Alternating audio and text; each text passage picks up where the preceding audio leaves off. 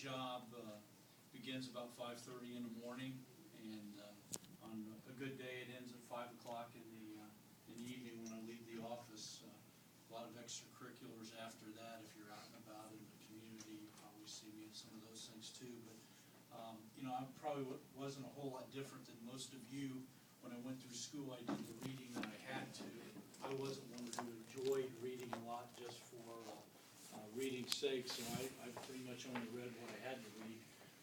Once you get out into the real world and get into a job, your life changes a lot with that. Probably on a daily basis, I would say that I probably read at least 3 hours a day. Somewhere in that 10 to 12 hours that I'm on the job, there's at least 3 hours of that I'm reading something. I brought some examples I'll share with you, but I begin my day in the morning. I read the Indianapolis Star. That's kind of for enjoyment, and also because of my job, I need to know what's going on. So if there's something out there in Indiana that's affecting schools, I need to know about it. So I spend about a half hour every morning reading each one of the sections, not just the sports pages, but the finance pages, the city and county, and then the main section of the Star. Usually read it from cover to cover, so that I'm familiar with the things that are going on in Indiana on that day. Also, sometime during the day, I'll take a look at, probably for about 10 minutes or 15 minutes maybe, depending on what kind of day it is, on all the different things on CNN, on the internet. I go to a site that has all of the world happenings and things that are happening in the country, around the United States, and so that I can see if there's anything there that's going to affect Greensburg schools. You really think, we live here in our community, and the only thing that's really going to affect us is going to be found here in our community. But there can be things that are found in China, in the Middle East, in Europe, all of those places that can have a direct impact on our life here in Greensburg. So when I'm talking to other professionals here in the community, I want to make sure that I can have an intelligent conversation about that. And I think that's, as a professional, that's what your reading does a lot for you on a daily basis, is it just keeps you up to date on things that are happening in the world, so that you can speak intelligently about it. If there's a big issue educationally in the country, and I have someone here from our community who asks me about it, and I go, I don't know anything about it, that doesn't make me look too good as superintendent. I ought to know something about it. And I think all of you are familiar with all the different reforms that have taken place across the country as far as education goes in the last 2 years. A lot of that stuff, people in my position as superintendents, central office people, and even principals, we weren't experts in that area by any means. So the way that we became experts in that area is we did a lot of reading on it. And, the reading that we do is not technical reading, meaning it's not like maybe what an engineer would do or a medical professional, but it is technical in our sense, in that, there's a vocabulary that goes with it. And you have to be very familiar with that vocabulary. There's a lot of acronyms, letters that stand for things like DOE, Department of Education. If someone's just talking to you in conversation, they say the DOE doesn't mean anything to you, then you may lose the whole emphasis of that conversation, because you didn't even know what they were talking about. So you got to be familiar with the vocabulary of your subject area. And I don't know if you'll hear the CEO at the hospital talk or whatever, but if you do, the vocabulary that she's familiar with in the hospital is a lot different than what we are familiar with in education. But you can't escape reading if you're going to be a professional, and you probably can't escape reading in any aspect of your life. You need to know what's going on in the world around you. You can get a view on the world from watching the news on TV. You can get a view of the world that may be very biased in one direction, if that's what you depend on for all of your information. So it's very important that you diversify how you gather information, and one of the ways is through reading. Like myself, I read some professional books.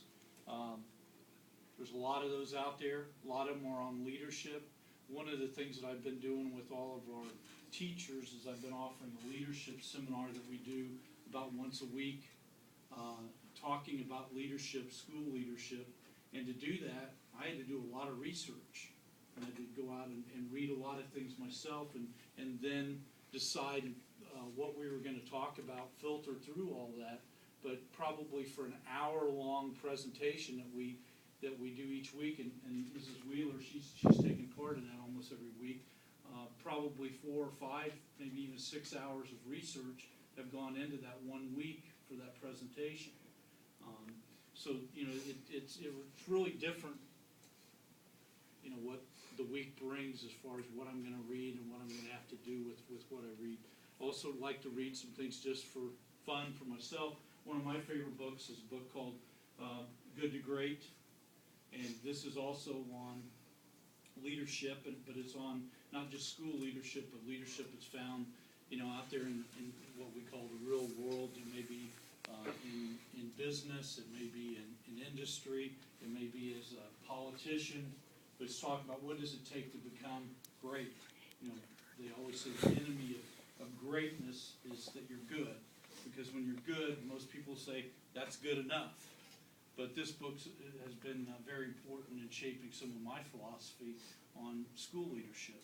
And all of our building principals, they've all read this book also, and we actually did a book study, the building principles, the elementary, junior high, and high school. We all got together and did a book study on this and took a close look at it in depth. And how can we use the information in this book to improve Greensburg schools?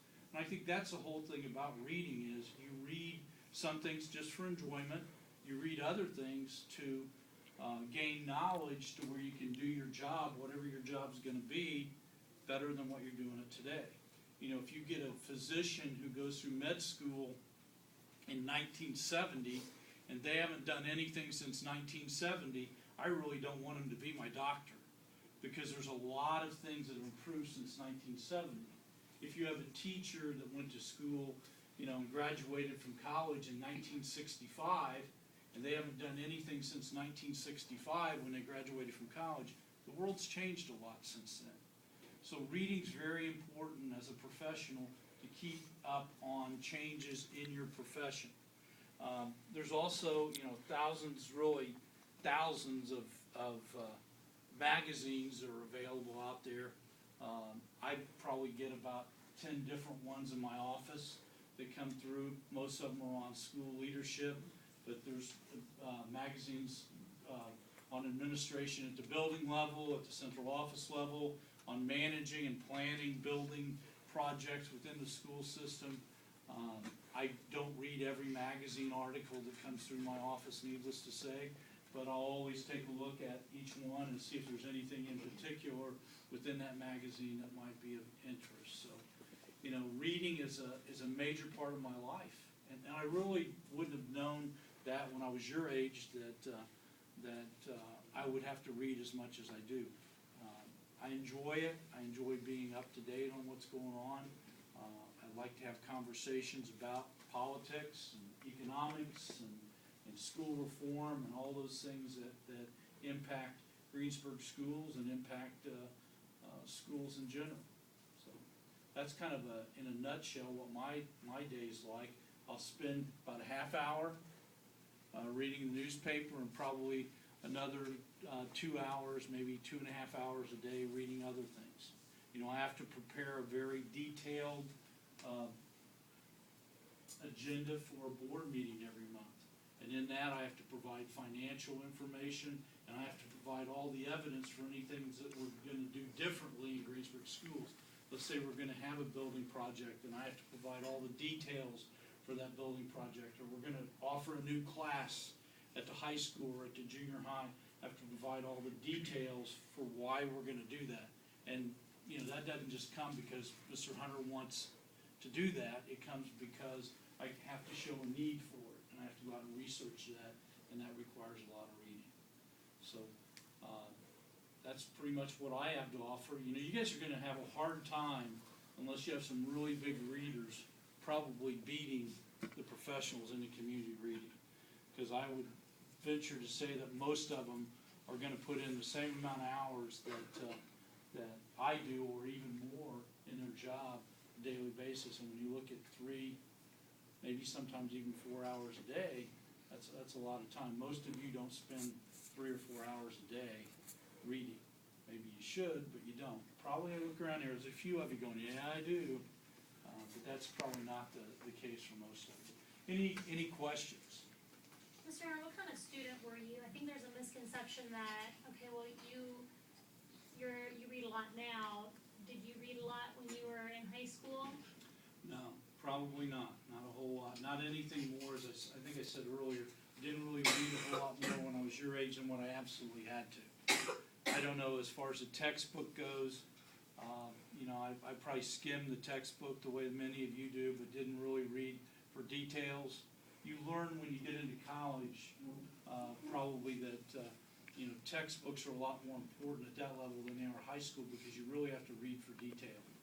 And you have to be able to read quickly, and then be able to understand what you're reading and differentiate between what's really important and what isn't important. And so, as far as reading goes at the high school and the college level, you're reading for technical content probably. When you get out in the real world, probably still some technical content, but you'll find you have a lot more time for just fun reading too. Do you guys have any questions for Mr. Hunter? All right, well, thank you very much.